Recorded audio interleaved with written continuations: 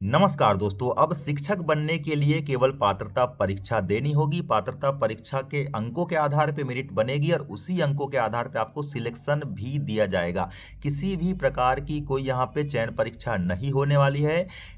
2 से 3 दिन पहले आपने इस प्रकार की खबरों को पढ़ा होगा, न्यूज़पेपर में काफ़ी ज़्यादा प्रकाशित हुई थी, प्रसारित भी किया गया था।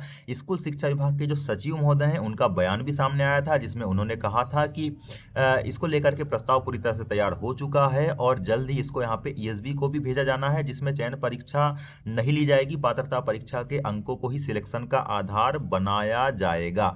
तो इसको लेकर के काफ़ी ज़्यादा अभ्यर्थियों के बीच उत्सुकता थी, लेकिन कुछ भ्रम भी यहाँ पे बने हुए थे, जैसे कि इसके सिलेबस को लेकर के भ्रम था कि पात्रता परीक्षा में जो पहले सिलेबस हुआ करता था, क्या इस बार भी जो पात्रता परीक्षा केवल ली जानी है उसमें यही सिलेबस होने वाला है? निगेटिव मार्किंग को तो अप्लाई नहीं कर दिया जाएगा। यह पात्रता परीक्षा जो ली जाना है, जिसमें सिलेक्शन दिया जाएगा, आखिर उसको अप्लाई कब से किया जाएगा? क्योंकि बहुत सारे अभ्यर्थी यहाँ पे पहले ही पात्रता परीक्षा दे चुके हैं। इसके वैलिडिटी को लेकर के भी सवाल थे कि आजीवन इसको वैलिड तो किया जा रहा है, लेकिन कितने आखिर अटेम्प्ट यहाँ पे अपने रैंकिंग को सुधारने के लिए अधिकतम दिए जा सकते हैं? इसको लेकर भी डाउट बना हुआ था। तो सभी चीज़ों को लेकर के हम सटीकता से यहाँ पे बताने का प्रयास करेंगे। अच्छा, एक डाउट यहाँ पे ये भी है कि क्या यहाँ पे न्यूज़पेपर में इसको प्रकाशित किया गया है तो ये फेक न्यूज़ तो नहीं है? तो बात करते हैं सभी चीज़ों को लेकर के।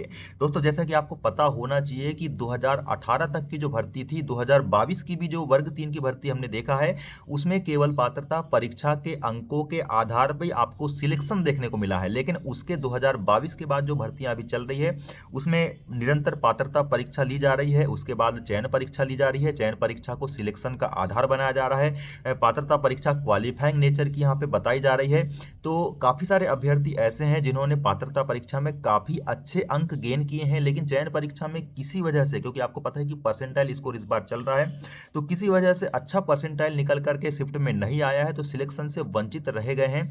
तो ऐसी स्थिति में क्या कुछ संभावनाएं आगे हो सकती है, इसको लेकर के डाउट बना हुआ है।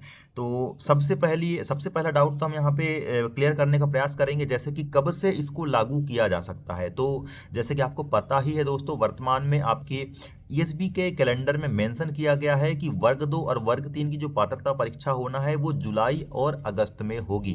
तो जुलाई और अगस्त में इसको इम्प्लीमेंट किया जा सकता है क्या? तो जी हाँ दोस्तों, बिल्कुल इसको जुलाई और अगस्त में इम्प्लीमेंट किया जा सकता है, क्योंकि ये एक पात्रता परीक्षा होना है।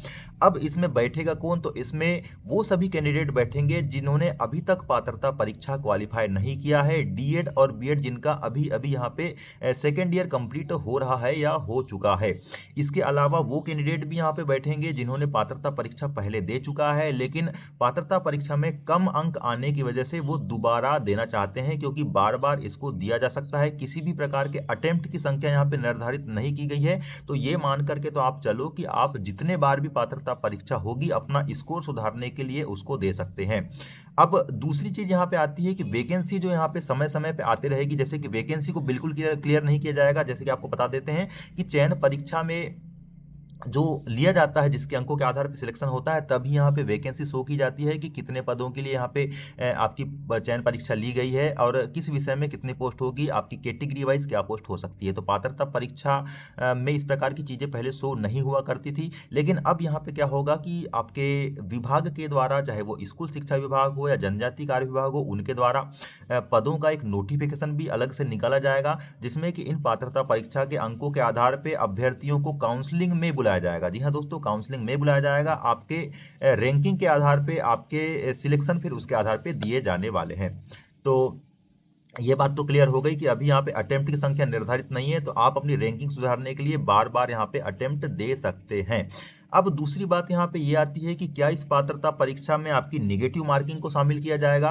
तो निगेटिव मार्किंग को लेकर के जहाँ तक दोस्तों बात यहाँ पे ये हो सकती है कि इसके पहले 2023 में आपकी वर्ग की एक चयन परीक्षा हुई थी, जिसमें कि एक नोटिफिकेशन आया था आपकी निगेटिव मार्किंग को लेकर के, 1/4 की निगेटिव मार्किंग की बात कही गई थी। लेकिन फिर क्या हुआ था कि विभाग के द्वारा ईएसबी को एक मसौदा बना के भेजा गया जिसमें ये बात कही गई थी कि पात्रता परीक्षा में नेगेटिव मार्किंग नहीं रखी जाएगी, बल्कि चयन परीक्षा में नेगेटिव मार्किंग रखी जाएगी। हालांकि चयन परीक्षा में भी फिर बाद में नेगेटिव मार्किंग नहीं हुई, पात्रता परीक्षा में तो हुई ही नहीं। तो नेगेटिव मार्किंग को लेकर के आप निश्चिंत रहिए कि नेगेटिव मार्किंग अप्लाई अभी नहीं की जाने वाली है, क्योंकि आपको पता होना चाहिए कि सुप्रीम कोर्ट का जो एक निर्देश था जिसमें ये बात उन्होंने कही थी कि जिन्होंने 2009 आरटीई 2009 के पहले जिन्होंने बिना पात्रता परीक्षा दिए आपकी शिक्षक भर्ती में सिलेक्शन लिया है या शिक्षक बने हैं, उनको पात्रता परीक्षा देना अनिवार्य होगा। तो ऐसी स्थिति में उनके शामिल होने से यहाँ पे निगेटिव मार्किंग की संभावना पूरी तरह से खत्म हो जाती है, क्योंकि पुराने शिक्षक यहाँ पे अगर पात्रता परीक्षा देंगे तो थोड़ा सा यहाँ पे दिक्कत जरूर हो सकती है। तो विभाग नेगेटिव मार्किंग को अप्लाई तो नहीं करने वाला है।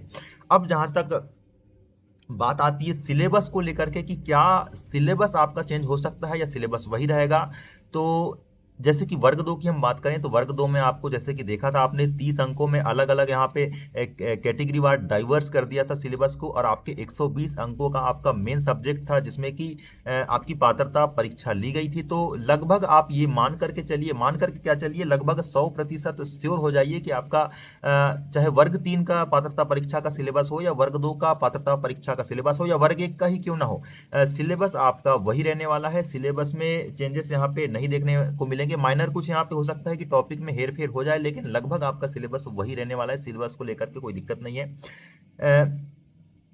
अब क्या चीजें हो सकती है, तो दोस्तों इसके अलावा भी कुछ चेंजेस हो सकते हैं जिसको कि विभाग के द्वारा जरूर अपडेट किया जाएगा। लेकिन इसमें सबसे बड़ी बात मैं आपको बता देना चाहता हूं कि अब केवल पात्रता परीक्षा ही आपका चयन का आधार हो जाने वाली है।